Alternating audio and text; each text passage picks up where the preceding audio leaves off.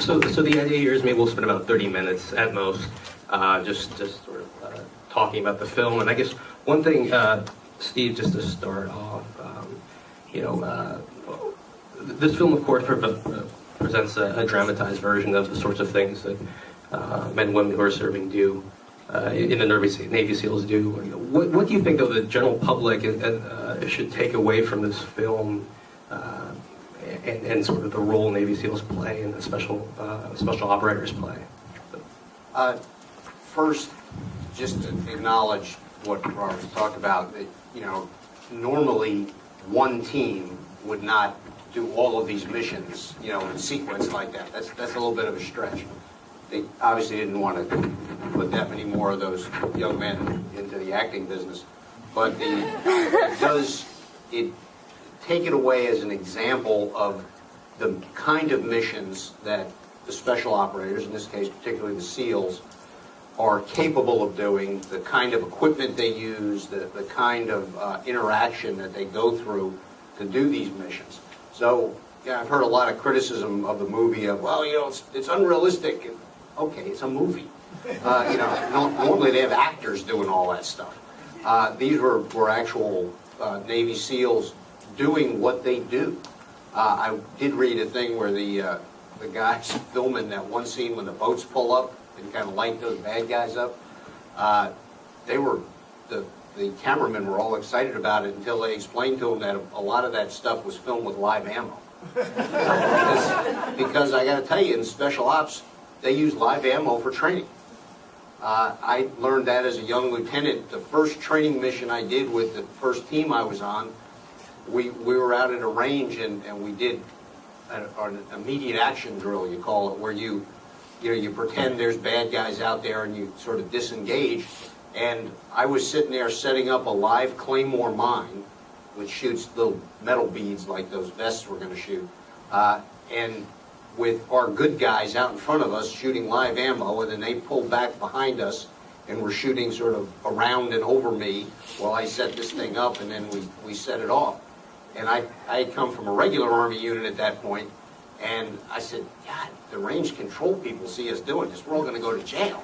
And but that's the way you train, because you can't do it for real if you've never done it in practice. And it's different with real bullets and real explosives than it is with practice stuff. But just a couple of quick things that I think you should take away from this, those of you that have never been in the military. One is the family and camaraderie part. That seems a little, sentimental and everything. That's real. All right? That's real.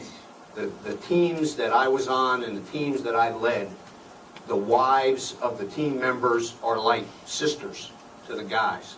Their kids, you're like aunts and uncles. I've done funerals for my guys. And when you see the emotion that's there, not just from the actual families that have lost the individuals, but from everybody, it's real. So that depiction, particularly at the beginning, was very, very accurate, very true.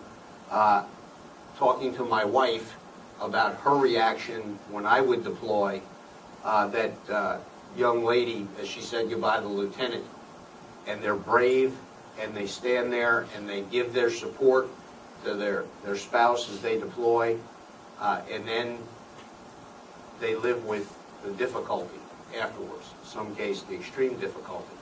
The second thing is the kind of brotherhood thing, the bromance thing going on there. All right, that's real too, guys. You're talking about putting your life on the line for these people you're with. They're not just business colleagues. Right? You can't do these kind of missions if that's all you've got. And so that's very real, very accurate, and it's what motivates guys and gals in the military. It's not patriotism. It's not, loyalty to the flag or rock hard discipline to your superiors. It's trying to protect those guys or gals on your left and right when you're out there, because they're thinking the same thing about you. And then the last part of it is the fact that war is a really crappy, dangerous business. You know, it isn't like glory and flags flying and all that stuff. You know, all the stuff you see in the movies in the old days of that, it wasn't like that back then either. And it's definitely not like that now.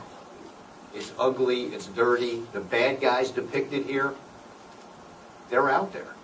All right, they're trying to find, you know, the good gelatin stuff with the ceramic balls and that kind of ideas. They're working hard. Some of them do it for money, some of them do it for ideology, some of them do it for a combination thereof, but they're out there and they're trying to hurt us. The war isn't over, and that's not a political statement. That's a fact.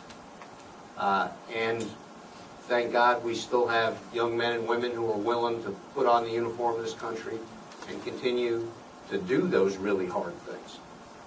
And to be honest, you know, this has been in the press a lot about the SEALs. Have been getting a lot of stuff because of the book coming out and, you know, the Bin Laden raid, hoop-do, and who's telling what to whom. Most of the special ops community are known as quiet professionals. And they really, really prefer to not get any darn recognition at all, other than from each other. Occasionally you get stuff that comes out, you know, these are the guys that deserve parades and appearances in the White House. And they don't get that, they don't want that. They want to do their job, they want to do it well, and at the end of the day they want to look around and see the same guys with them that they started the day with.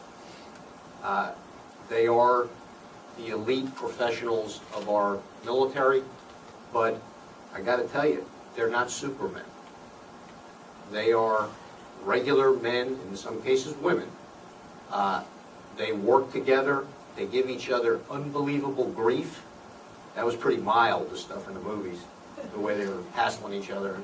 And when you get Navy guys and Army guys and Air Force guys together, it really gets kind of wild.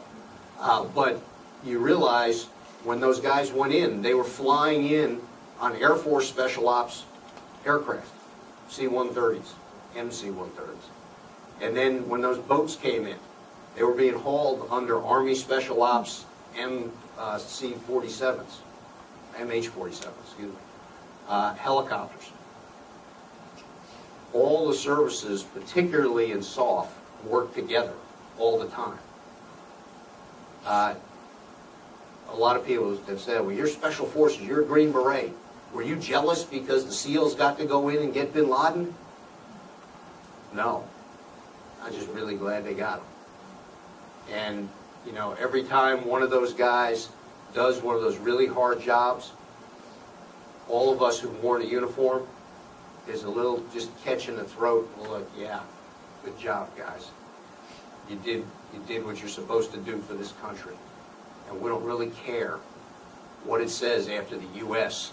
on their uniform, whether it says U.S. Army, U.S. Navy, U.S. Marines, U.S. Air Force. It says U.S. And that's all that matters to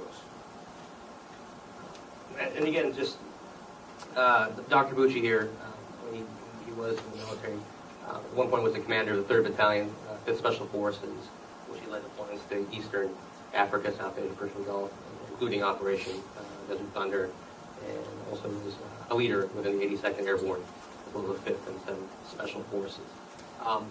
Now, you know, after your time in the military, you served also in the OSD, the military assistant to the Secretary of Defense. Could you talk a little bit about the role that Special Operations Forces saw play in America's sort of larger national security toolkit, and maybe talk a little bit about the pressures or the role that they may be playing in the years to come? SOF is the general term for it, by the way, Special Operations Forces. That covers all the services. Sorry if I get sticky about that, but we do it. When you say Special Forces, you mean Army Green Berets. They're not the same as the Rangers in the Army. They're not the same as the SEALs, which are in the Navy. They're not the same as the Air Force Special Operators, who are aviators, or the Army Special Operations aviators. We all get a little particular as to which ones.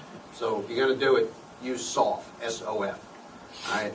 Their role is very specialized. They've got a set of missions, and you saw several of them there. You saw direct action, where they go in and kill people and blow things up. You saw strategic reconnaissance, or special reconnaissance, where the guys were sitting there in Africa watching the aircraft. They do lots of different things. The SEALs generally do those things near the water, because they're really good at water stuff. All right? But they go way inland too, like to out of, how do you say it, out of Bottlebad, wherever they got that. So we have the different specialties, but it's specialties, all right? They're really good at what they do. They are really crappy at doing what they shouldn't be doing, all right? They don't do well fighting tanks. They're no good with those little bitty fast boats going against somebody else's really big boats, all right? We need a balance in our military. We need to have those special operators. It gives us capabilities and options as a government that other people don't have. But if you don't have those very capable, very talented, very hardworking general purpose forces, you don't get the opportunity to do the special stuff. There's always a danger because of the glamour and the excitement of special ops type missions that our leadership focus on those things too much and decide that's really what we need. And you know what? They're a lot cheaper than aircraft carriers and tanks and fighter planes. But I'll tell you what, if you take that cheap, glamorous route, the United States will not be prepared for the next conflict that it has to deal with that even experts like my colleague, Dr. Carafano, can't really predict. Right? Nobody can. And that's the problem. You have to be ready for whatever cannot be predicted. And to do that, you've got to have a whole toolbox, of which special ops is one very, very important part, but one very small important part. So when you see politicians and other people start leaning too much for that, you know, to put it in today's terms, the SEALs and the drones are not enough. I'm really glad we got them. And ours are better than anybody else's. But you need a lot more than that as well. You know, our hope is that it'll be more of a conversation, and if any of the audience have questions, because we have a couple folks on the side with microphones, and we'd love to get your opinions. I see a gentleman in the back raising their hand, and then a gentleman up front. So start at the back and then work our way up front. And I'll answer, you can ask any question you want, even if you think it's classified. And if I can answer it, I will. If I can't, I'll tell you I can't answer it. Don't try and self-censor yourself. Let me ask you a quick one that may be classified, and that is, can you give us a rough idea how many people are in special operations forces in general? But the real question I want to ask is this. Given that people in the military cannot criticize the president, and given that any fair reporting on the president's actions, some of it will put him in a good light, some of it will put him in a bad light, that is in violation of military policy. Given that, ought members of the armed forces be precluded from writing about their work, both while they're in the service and possibly afterwards? Okay, first question is easy. I believe Special Ops Command has about 60,000, 70,000 people assigned to it. All right, it sounds like a lot. It's not compared to the whole military, and a lot of those, not everybody in that number are trigger pullers. So there's a lot fewer of people that actually pull the trigger. So it is a pretty elite group. As to the second question, there is some debate right now going on as to what's appropriate and what's not. Clearly, when you are on active duty, you cannot publicly speak, and really you shouldn't even do it privately, against the president or any other member of the chain of command. It's against the Uniform Code of Military Justice, and if you choose to do it, you will accept some degree of punishment from that system. Same with anything classified. You know, this is Washington. Everybody seems to be very cavalier about passing around classified information. The military, one hopes, would not do that because it's total violation of the law. There is some debate, however, as to the freedom that someone has once they leave the military, once they retire or once they resign from their service. Clearly, in my opinion, you're still prohibited from passing on classified information because you've signed non-disclosure statements. You have willingly accepted that those restrictions. As far as the criticism of the president, it's always interesting to me how it switches from side to side depending on who's the commentator. All right, there are a lot of people who thought it was just dandy when all the generals started criticizing. Most of them retired, some of them on active duty, started criticizing the former Secretary of Defense and the former president. They thought, by gosh, they're doing their duty because they're bringing out the truth. Now, when people are criticizing this president, some of those same commentators are saying, oh my gosh, this is terrible, they should be prohibited from doing that. My opinion, you don't surrender your right to freedom of speech after you leave the military. While you're in the military, it's curtailed as far as your freedom to comment upon people in the chain of command. It's very explicit. Once you leave the military, I'm not a lawyer, but the way I understand it, we get our freedom of speech back again. So there, you should be capable of criticizing those people if you feel that. I mean, that's one of the reasons guys resign. If I was still on active duty, I couldn't criticize the chain of command. So I either keep my mouth shut and do what I'm told, or I can resign. And after I resign, I can then speak out against them. So no, I mean, like I say, I'm not a lawyer, but I don't think there's any restriction, nor do I think there should be a restriction on criticizing actions once you have left the military. The people who read it get to make their decision as to whether or not they want to believe it or not believe it. Sir.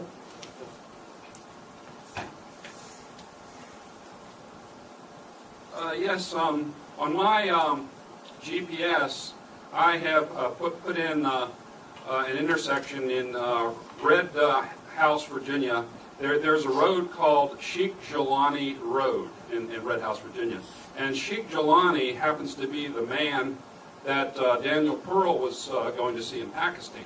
But as you probably know, Pearl was kidnapped and beheaded, so he didn't see Sheikh Jelani. But my understanding is that in 1989, Sheikh Jelani comes to New York, and he establishes a network of cells of Jamaat al-Fuqara. And in the U.S., it's headquartered in Hancock, New York, which is a small city about halfway between Binghamton and the Catskills. And Sheikh Jelani is based in Lahore, Pakistan, and they specialize in terrorism against East Indians. It's quite near the Indian border. And I'm wondering if he might be more of a high-value target than bin Laden. And if we were to go after him, I would think that India would probably cooperate with us, and Lahore is very close to Pakistan. And I tend to think that a lot of these shootings in this election season, there are a lot of these mass shootings, but I tend to think there are cells in this country right now where they take refuge. And I had heard that a special agent said that Muhammad and Lee Malvo had taken refuge in a Jamaat al-Fuqara cell in Georgia. I don't have any particular classified information about that particular guy. The United States, despite what some people think in the world, is a little reluctant to go into friendly nations to chase people down unless we feel there's enough of a justification to do it, as we did with bin Laden. I'm not sure if the National Command Authority would choose to go after that particular sheikh or not. That would be something that would be decided at the highest levels. It isn't just the senior chief making a decision to send the boys in. That's the best answer I can give you. I mean, it's very possible. I can probably guarantee you that our brothers in the FBI are watching the people here very, very carefully, because if there's any sort of evidence that justifies it legally for them to check out those guys, they do, and they do it very, very well. And overseas, the FBI and the CIA are doing a pretty good job of keeping track of those folks too. Not perfectly, because it's really hard to watch guys who are trying to hide. But I say that, it's true. we tend to think, well, my gosh, we got all these satellites and all this stuff. How did it take us 10 years to find bin Laden? If a guy's really trying to hide, it isn't that hard. It's difficult to ferret this stuff out. Sometimes we believe our own press as far as the movies and think it's as easy as it is, and you get it wrapped up in 98 minutes and the good guys win. It's harder than that. That's the best answer I can give you. Thanks for your question. We have time for maybe 2 or 3 more of those. So, Michaela, feel free to throw some knuckleballs or curveballs, whatever you want. I'd like to ask you, Steve, the question from a little bit different perspective.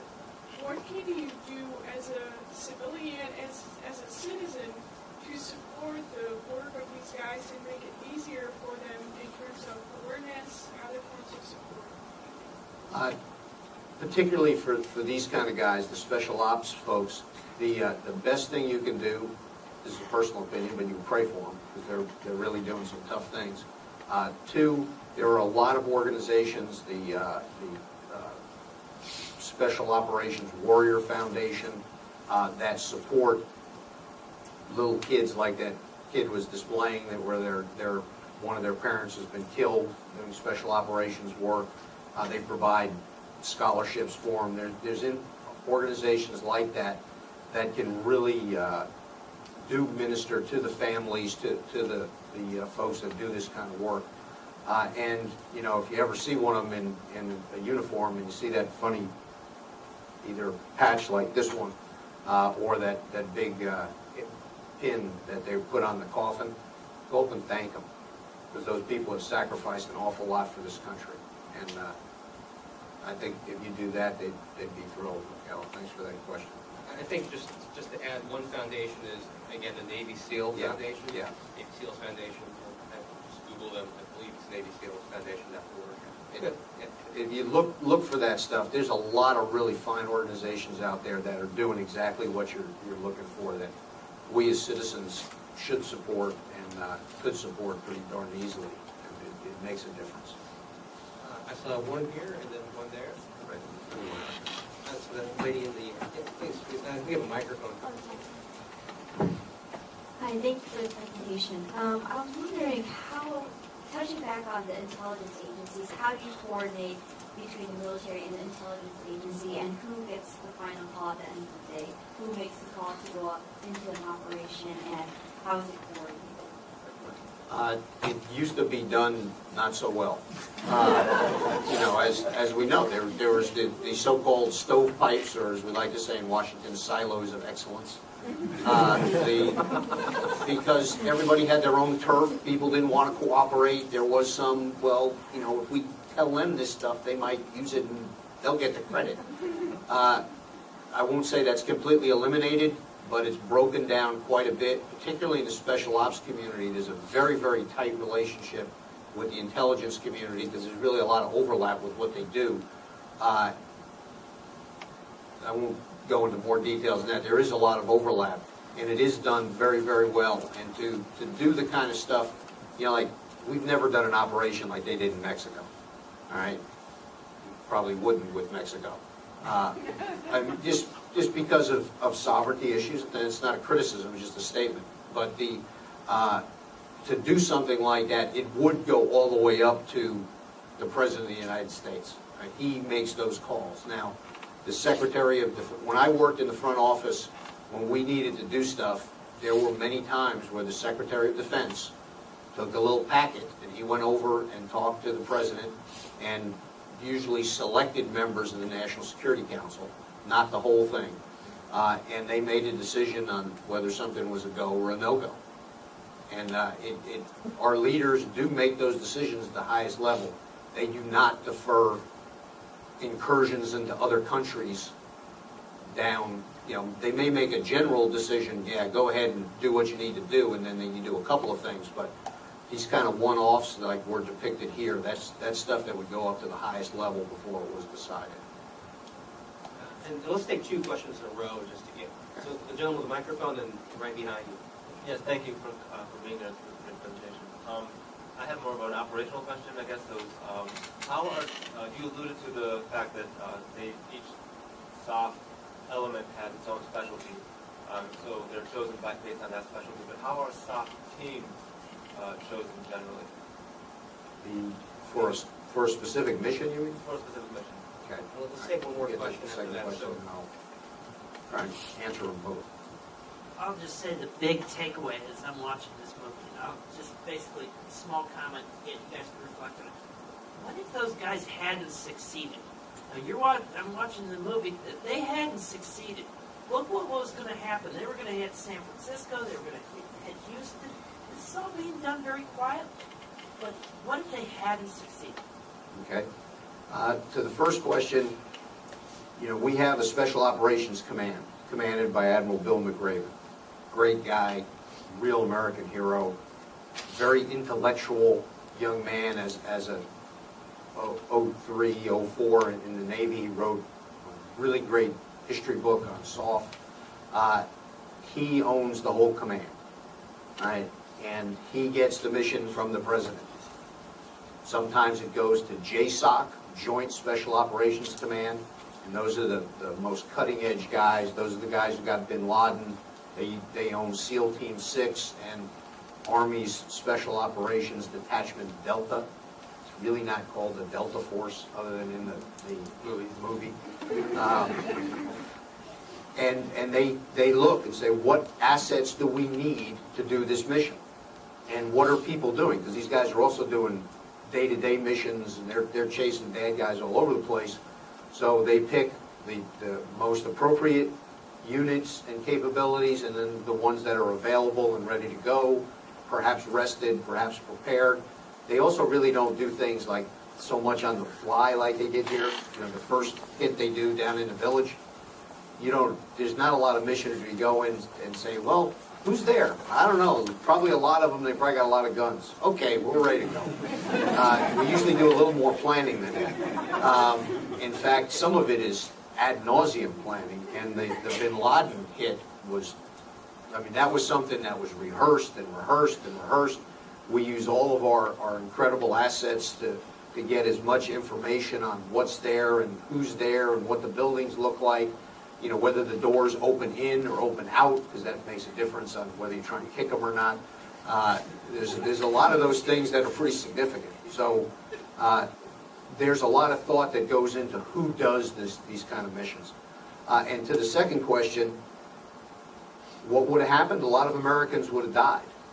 Now, fortunately for us so far, American authors and movie makers and things like that are usually like really, really imaginative, and more so than some of the bad guys so far. To my knowledge, we haven't had anyone use some high Russian gel explosive with ceramic pellets in it to do suicide vests. You can bet somebody's probably trying to figure out how to do it right now. The buildings, or the airplanes flying into the buildings, it's a Tom Clancy novel. They took out the Capitol building with a big airliner, decapitated the American government, and Jack Ryan got to be president. But it's very dangerous for us to assume that our enemies are not as smart as us, or as imaginative as us, or as flexible as us, because they are. They don't all have quite the economic and industrial capability we do, but there's a lot of bad guys out there with an awful lot between their ears, and they're really, really motivated to do what they want to do. And they're quite clever, and they're quite determined, and they will plan, and they will wait, and they will do what they need to do to try and accomplish it. The only thing that stops them from doing it is the intelligence community and the law enforcement community that in our country sometimes get a bad rap, but I got to tell you, they are some unbelievable people. They're not Jason Bourne, but you don't need to be Jason Bourne. Most of it is just really, really hard nug work, we call it, where you stay down there and you keep digging and you put the pieces of the puzzle together until you find out who did it, and then you follow those rabbit trails until you find the bad guy. And they do. What are we, 51? There's been 51 terrorist incidents since 9/11, domestic focused terrorist incidents that we have stopped, that we know about. So there may be more. That was done by intelligence, by law enforcement, in some cases, a lot of luck, where the things didn't go off. But they're out there working at it. What would have happened if those guys had gotten through? There would have been a bunch of dead people in Las Vegas and San Diego and San Francisco, because that would have been a pretty terrible weapon. There's other countries around the world who see that kind of stuff all the time. We've been pretty fortunate. I won't say 9/11 we were fortunate. We lost more than 3,000 people. But we haven't really had a big problem since then, other than some of the smaller stuff. But again, it doesn't have to be spectacular. It doesn't have to be highly technical. It can just be one guy with a couple of guns. And that's very doable in the United States, because we do see it happen. It's not always, jihadi kind of motivation. But I got to tell you, it's usually more than workplace violence. Well, Dr. Stephen Bucci, thank you so much for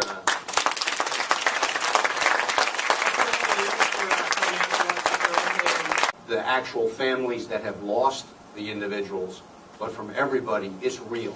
So that depiction, particularly at the beginning, was very, very accurate, very true.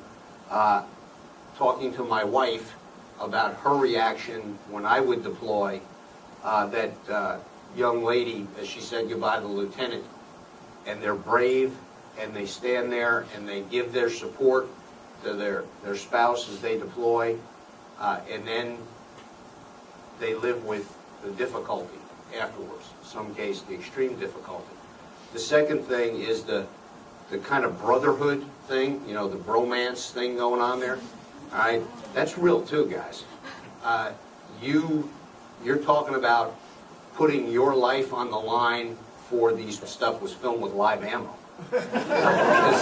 because I got to tell you, in special ops, they use live ammo for training. I learned that as a young lieutenant. The first training mission I did with the first team I was on, we were out at a range and we did an immediate action drill, you call it, where you pretend there's bad guys out there and you sort of disengage. And I was sitting there setting up a live claymore mine, which shoots little metal beads like those vests we're going to shoot, and with our good guys out in front of us shooting live ammo, and then they pulled back behind us and were shooting sort of around and over me while I set this thing up, and then we set it off. And I had come from a regular Army unit at that point, and I said, God, the range control people see us doing this. We're all going to go to jail.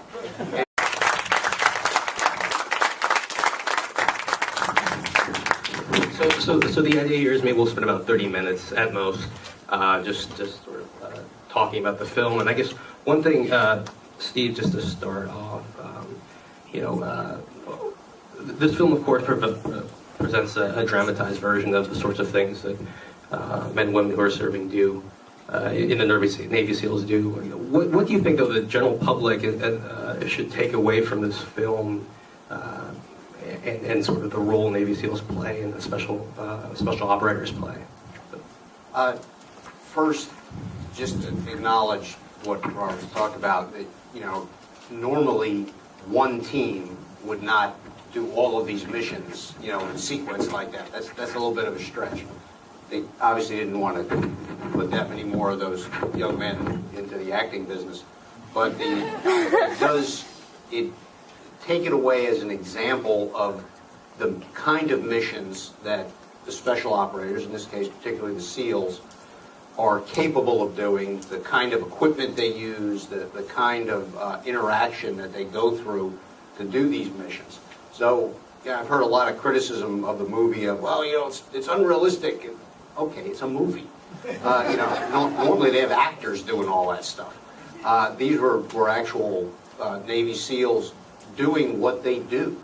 I did read a thing where the guys filming that one scene when the boats pull up and kind of light those bad guys up, the cameramen were all excited about it until they explained to them that a lot of that, but that's the way you train, because you can't do it for real if you've never done it in practice. And it's different with real bullets and real explosives than it is with practice stuff. But just a couple of quick things that I think you should take away from this, those of you that have never been in the military. One is the family and camaraderie part. That seems a little, sentimental and everything. That's real. All right? That's real.